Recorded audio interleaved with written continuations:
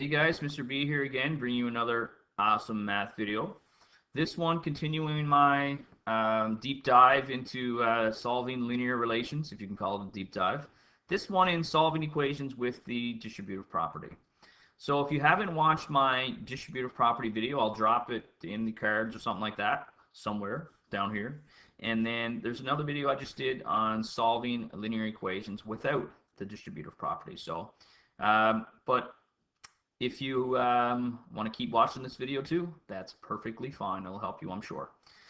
As always, guys, like, subscribe, and if this video was at all useful, I'd appreciate every like, every share, everything that you guys do for me.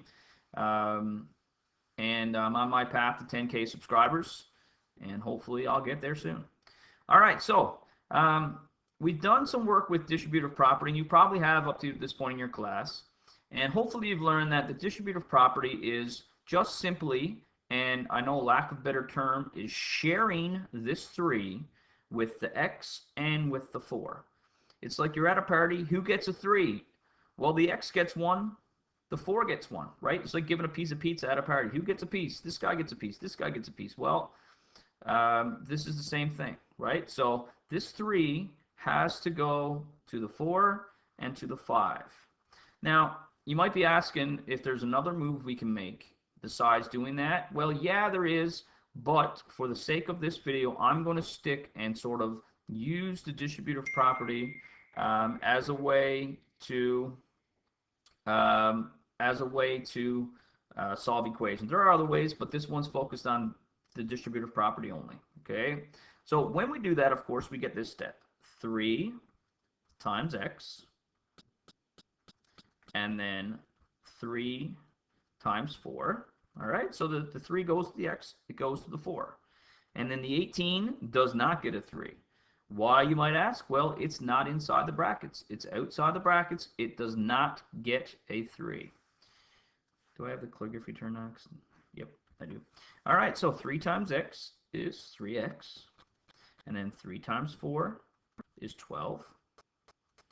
And that equals 18. So I just simplified it up a little bit, tied it up, make it look a bit nicer. Now what I'm going to do is my same old objective when I'm solving an equation. X wants to be by itself. So right now it has this 12, this pesky 12 hanging out here. So what we want to do is subtract the 12 from both sides. So the reason why I'm subtracting is because, well, I got plus 12. What gets rid of plus 12? Well, subtract 12. Subtract 12. And then subtract 12 from both sides. So like I mentioned in a couple of other videos, guys, I like to do those little steps in the sort of on top of my equation. If you like to rewrite it in a new line, certainly by all means you absolutely can, whatever your teacher wants you to do. So now we end up with 3x equals, because this guy's gone, right? 12 subtract 12, nada, cancels out. And then 18 subtract 12, well, my mental math serves me correct. It is 6. All right. So now we got 3x equals 6. So what we need to do now is we got to undo that 3 times x, right? So the way we undo it is divide by 3, right? We want to make sort of like the equivalent algebraic step with algebra tiles. So making 3 groups, well, we're dividing it in 3, right? So divide by 3. Divide by 3. Same thing on both sides. It's the key step in solving all this stuff. So those 3's cancel. Let me get a red pen. I'm dedicated to this red pen now. So 3 divided by 3 is 1, so they sort of cancel out. Anytime you divide by the same number, it just cancels. And then x equals 6 divided by 3, which is 2. Alrighty. There it is. So now if we wanted to check this, I'm not going to do this with every question, but we can check it. We can go back straight to the original. I wouldn't recommend using this step because what if we made a mistake here, right? So we want to do the original. So the original is 3, and where I see an x, I put a 2 plus 4. And hopefully if we did it right, it equals 18. Now we got to remember BEDMAS or PEDMAS. If you're one of the people that uses PEDMAS, I don't know anybody who does it, but someone does it. 2 plus 4 is 6. So inside the brackets we do first. So we get 6 out of it. And of course, 3 times 6 is 18. And we got it. We so smart. We did it. All right, let's try another one. So same idea, same process. So let's go ahead now and do this one. So you can see there's a little more going on. We got some negatives happening, so don't be intimidated. Really doesn't change anything. We know our rules about negatives, hopefully. So the first step is, I don't know why I wrote that, but here we go. First step is we distribute. So the x gets a negative 3, and the negative 1 gets a negative 3. So I get negative 3 times x plus negative 3 times negative 1, just like that.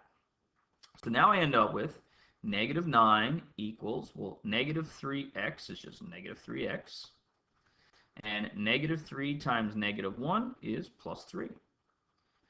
So we sort of got, a very similar thing that we had in the last. It's just reversed around a little bit. So I'll go back to, what did I do? Here we go.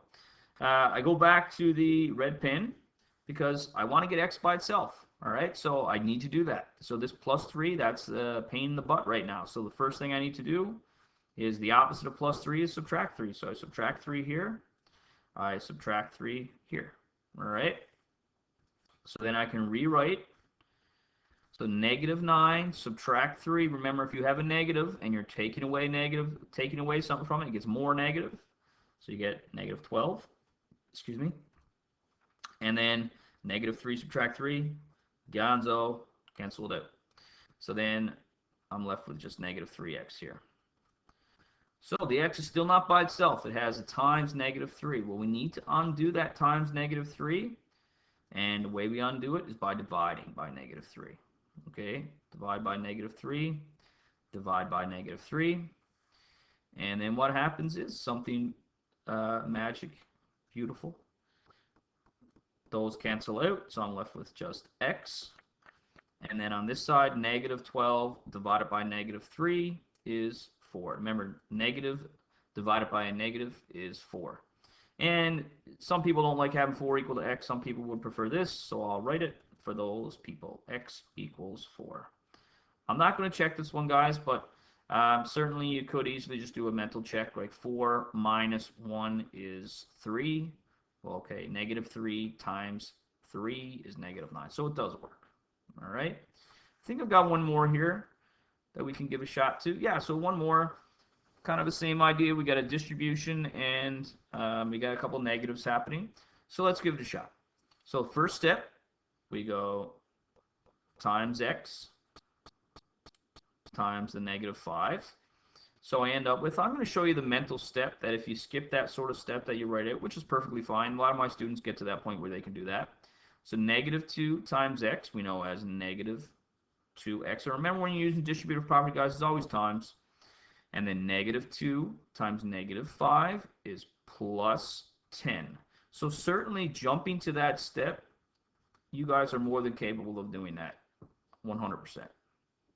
All right, so if you don't want to write that intermediate step in between, you don't have to.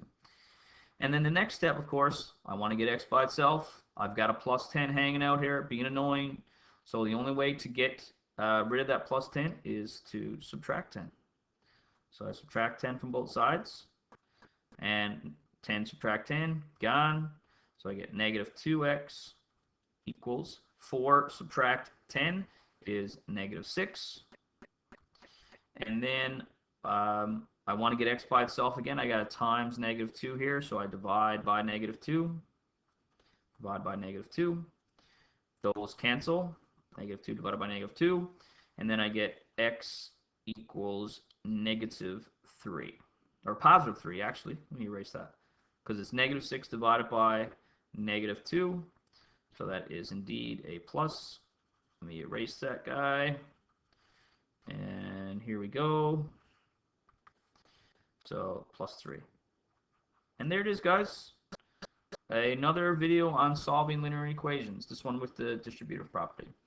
So guys, hopefully this helps. If you're in a linear equations unit, I've got a couple playlists with linear equations, and every course is a little bit different, so it's kind of hard for me to design a playlist that meets everyone's needs, because you know, some people are doing slope, some people are not allowed to call it slope, and other things. So, but if this video helped you, please subscribe and leave a comment, whatever you need. And if you got any positive, negative feedback, certainly I'd love to hear it all. Thank you guys for watching, and I will see you guys in class.